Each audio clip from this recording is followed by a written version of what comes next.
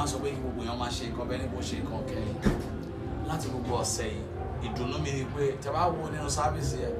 ó ní gbogbo owó tó bá dá bẹ́ẹ̀ kó lọ fún àwọn ọmọ aláìní bàbá torí mo rántí àìmọye inú ẹkún tí mo ti dàgbà inú ìpọ́njú tí mo ti dàgbà inú àìní tí mo ti dàgbà mi ò tí ì níná o ṣùgbọ́n mo ní Kristi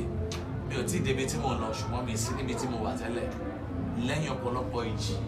lẹ́yìn ọ̀pọ̀lọpọ̀ ìjà lẹ́yìn ọ̀pọ̀lọpọ̀ ìdojúkọ Kristi ṣe wà síbẹ̀ sí mo dẹ̀ mọ̀ pé òun náà ní Ọlọ́run òun ló jẹ́ kí inú mi dùn pé ìyá mi ṣe wà láyé tó tọ́ mi ní ọ̀nà Kristi bàbá mi àtọ̀gá mi tó fi tọ́lọ́run gbàgbọ́ gbé mi dìde nínú iṣẹ́ Olúwa àwọn náà ṣe wà láyé mo lọ léèwé mo lọ yunifásitì ṣùgbọ́n àánú ni mo rí gbà ni mo ṣe sọ fún gbogbo èèyàn tó ń wò mí pé má rọra ẹ̀pìn tàbá ni ohun tó ń là kọjá lọ́wọ́ kò ń lọ síbi kan ni táwọn èèyàn bá ń dá ẹ dúró ó lè wọ tún kó wò sí má jẹ́ kó mọ̀gbà tó máa fi wọ́n lẹ̀ ó tí rìn jìnnà ló ń pápá òyàn sán pa ẹ tó bá rìn jìnnà ò ní gbọ́ gbogbo tó ń sọ mọ́ ni kò ṣe má ṣe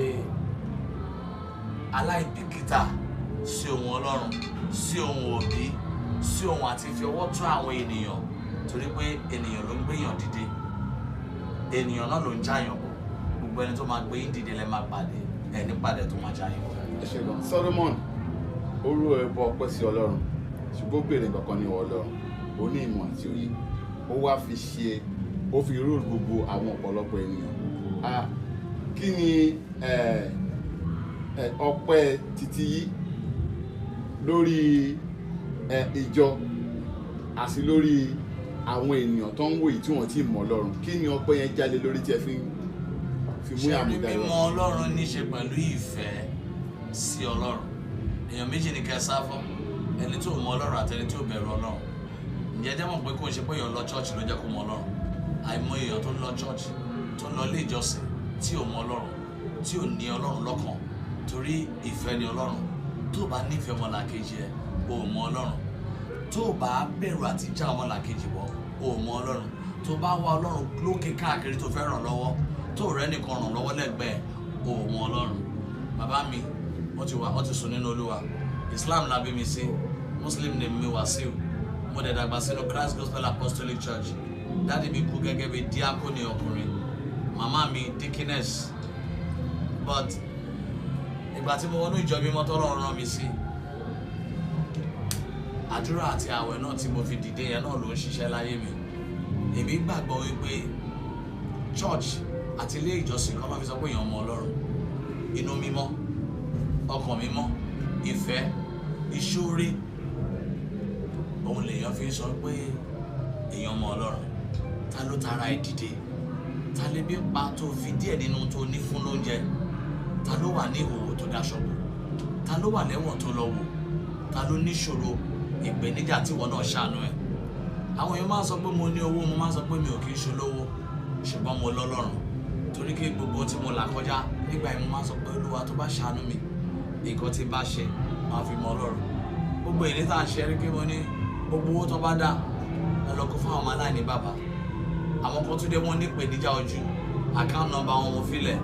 mi ò fa account tèmi lẹ̀ wọn wọn kí mo máa dàgbà mo máa darúgbó ṣùgbọ́n ọjọ́ tó bá dàgbà tó darúgbó tó bá kú owó tó wà lákàùntì ẹ̀ ò count owó tó count ní ayé tó fọwọ́ kan má rọ ẹnikẹ́ni pé má fẹnu jẹ́ ẹni bọ́ torí pé abanijẹ́ kì í tẹ́gbẹ́ ilẹ̀ gbígbẹ lọ́lọ́tẹ̀ ń gbé má wádìí béèyàn kan ṣe gòkè wọ́n náà kó gòkè tiẹ̀ náà kó lè wà ókè kó bá má lọ sí UK lọ tọrọ bisikíìtì ókè kó tó jẹun kó tó lè wà ókè nítorí pé òṣèlú gbogbo ẹni tó wà ní UK ló wà ókè gbogbo ẹni tó dẹ̀ wà ní Nàìjíríà kan ló máa jábọ́ gbogbo ẹni tó wà ní Amẹ́ríkà kan ló máa rówó kà gbogbo ẹni tó wà ní Canada kan ló máa dà kankan gbogbo ẹni tó wà ní Germany kan ló máa rí nǹkan já ṣùgbọ́n ẹni tó bá mọ Ọlọ́run gbogbo ìlú ló mọ̀ á dẹ̀ ra ànúgbà látọwọ́ gbogbo ìlú. Finally, kí ni nǹkan tí ẹ ní fún àwọn ènìyàn tí wọ́n ti mọ̀ Ọlọ́run? Ohun tí mo ní fún wọn ni pé kọ́ mọ Ọlọ́run kọ́ wá Ọlọ́run nígbà tí ẹ lè rí ẹ pé nígbà tó wà nítòsí ẹ tètè mọ Ọlọ́run kí ìṣòro tó dé ní Bíbélì ṣe sọ wípé olódodo gbàdúrà aṣáájú ọjọ́ ibi kò ní mùsùlùmí gbàdúrà aṣáájú ọjọ́ ibi kò ní kírísítẹ̀nì gbàdúrà aṣáájú ọjọ́ ibi ó ní olódodo gbàdúrà aṣáájú ọjọ́ ibi tẹ bá rí mi mọ tẹ mọ mi dáadáa mi kì í preach ẹ̀sìn ohun tí mo máa ń sọ ni pé ẹ jẹ́ ká mọ Ọlọ́run kò bá jẹ́ Islam ló ń ṣe ẹ̀sìn ló máa kó wá kó jẹ́ tá a bá dé sáré tó bá jẹ́ church náà ló ń lọ ìwà ní kẹ́ fi kún ẹ̀sìn àlẹ́gbọ́ mo ní ohun tí mo fi kún Ọlọ́run God lọ́lọ́run èmi wá fi o mo fi sáàrin God yẹn òun ló jẹ́ good GWOOD òun ni good ṣe àgbé God ní God so tó bá ní mo fi nǹkan kún o yẹn ni mo fi kún. Goodness and mercy will always follow you if you're good to people and good to people around you. It's not about your church, it's about lives you're able to touch. God bless you. Yes, sir. That's what I'm saying. Ìbéèrè tí mo fẹ́ béèrè ó máa fẹ́ yàtọ̀ sí nǹkan tó ń bì látàrọ sá. Àkíyèsí ni mo rí pípa tí ẹ wà lórí ọ̀tá lẹ́kan yẹn ẹnìkan ṣàdúrà fún yẹn wá ń sunkún pírọ̀dù yẹn kí ló wá sí náà kàn sá. Ẹni tó ń ṣàdúrà fún mi yẹn orin tí bàbá Ebenezer Obey ń kọ ni pé olówó láyé mọ́ Olúwa tèmi dọ̀wọ́ rẹ̀ gbogbo làlà ẹ̀dá nítorí owó ni. Ìgbà tá wà ní Òṣòdì ní 34B Brown Street ibẹ̀ ni mo ń gbé pẹ̀lú àwọn òbí mi èmi làkọ́bí pẹ̀lú àwọn àbúrò mi méje. Orin yẹn ni dáàdi mi máa ń kọ nígbà tá à ń gbé lóṣòdì nínú yàrá kan yẹn. Àwa ò ní sound nínú yàrá ẹni tó wá ní sound nínú yàrá ẹ̀ torí pé CGAC à ń tọrọ nǹkan lọ́wọ́ yàn àbá máa nì omi àdúrà lọ́ máa mú Babalọ́lá olómi ìyèrè omi ìyè. So tí dáàdi mi bá ti wá ń gbọ́ orin yẹn tẹ́ni yẹn ń play ẹ̀ nínú ilé táwa bá jẹ ráìsì ilé wa ó dijọ́ Christmas mi tá bá jẹ dìyẹn ilé wa ó dijọ́ Christmas mi. So tí dáàdi mi bá ti wá ń gbọ́ olówó láyé mọ́ Olúwa tèmi dọ̀wọ́ rẹ̀ gbogbo làlà ẹ̀dá nítorí owó ni jẹ́ káyé mi dùn kémi kí lè jẹ́ níyàn tètè fọ̀nà mi má jẹ́ kí n lọ lófo. Ìyàrá wa ló kéré jù ní 34B Brown Street ní olówó Brown àwa ni wọ́n mọ̀ lólóṣì jù àwa là ń lọ chọ́ọ̀chì jù. So tí ẹni ẹ bá ń play orin yẹn nínú yàrá ẹ̀ dáàdi mi máa sunkún tí tó bá ti wá rí pé mò ń bọ̀ gẹ́gẹ́ bí àkọ́bí wọn sáré nu ojú wọn kì í fẹ́ sunkún lójú mi ṣùgbọ́n mi máa ń rí wọn. So any day tí má ti gbọ́ orin yẹn ó máa ń break me down. Ẹ wo bọ́lá ṣe máa ń tu ètò ayé mi bàtà ń sọ̀rọ̀ kórè mi pé bàbá Ebenezer Obey wọ́n kàn rí mi last Sunday náà dẹni délé I am coming ó pè mí ó pè mí bàbá òde gba kọ́ bọ̀ lọ́wọ́ mi. Mo ní dáàdi kété ẹ̀ fáwọn tó ń lùlù lówó wọn ní rárá o báwọn ṣe wà láyé táwọn dẹ̀ ń rí wípé Ọlọ́run ń lò mí any day làwọn so ìyẹn ni mo rò papọ̀ pé dáàdi mi tó dẹ̀ like orin bàbá Ebenezer Obey wọ́n tún sùn nínú Olúwa ní ìgbà tó pé 74. So ìgbà tí mọ́ mi máa ṣe birthday bàbá Ebenezer Obey ló wá kọrin ibi tí mọ́ mi ti ṣe birthday yẹn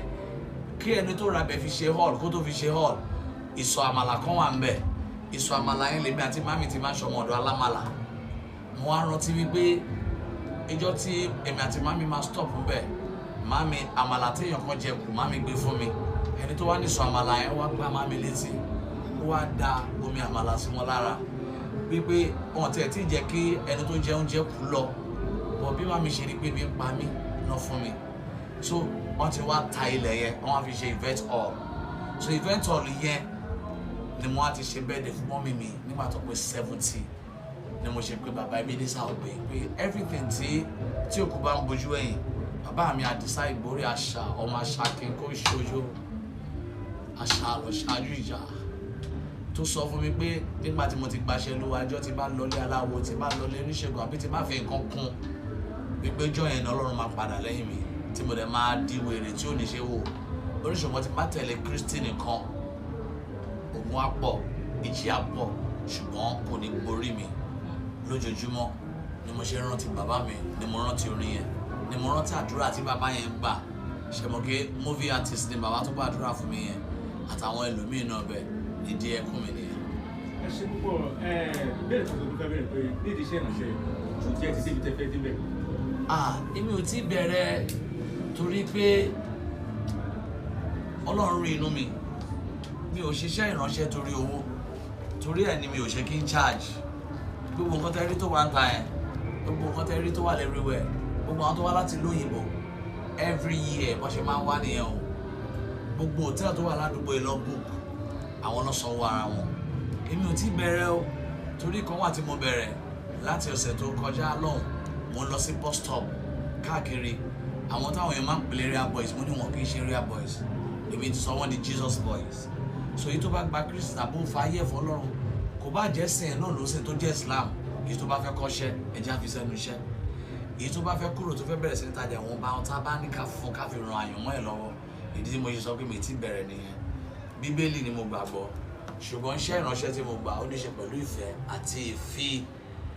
ìmoore inú ẹkún tí Ọlọ́run ti mú mi kúrò. Tí bá sunkún náà omijé ayọ̀ ni torí pé tàbá ṣì wà láyé ọ̀pọ̀lọpọ̀ ọ̀nà ṣì wà tá a máa rìn inú ká fẹsẹ̀ lágbó inú ká fọwọ́ lágbó inú kí àwọn ènìyàn kọ́ wa láti fogun la igbó gbogbo bó ṣe lè wù kó rí ẹ ṣáàjà máa lọ ká má bójú ẹ. Ẹ jọ̀ọ́ sáà ẹ má bínú nínú ìwé mímọ́ Bíbélì àwọn tí wọ́n jẹ́ òjíṣẹ́ Ọlọ́run bíi Samuel, Elisa, Elijah, Jésù Kristi Olúwa wa àwọn ọmọ ẹ̀yìn Jésù àrígbó ọ̀pọ̀ nínú àrí ìlú ìkan nínú tó yẹ pé wọ́n lépa nípa ti ayé bóyá mọ́tò bóyá àgbàfẹ́ míì gan wọ́n ti sọ pé ká má ṣe ṣàníyàn ti ọ̀la ká jẹ́ kí ọ̀la kó ṣàníyàn ti ara rẹ̀ ṣùgbọ́n lákòókò yìí ọ̀pọ̀lọpọ̀ àwọn tó ń pera wọn lójíṣẹ́ Ọlọ́run bíi ká lè pé jẹ́ẹ̀tì àbí aeroplane tọ́yọ̀ ọ̀yà dẹ́ǹjẹ ọmọ àjọ ọ̀nà wo ni ẹ̀yìn gbà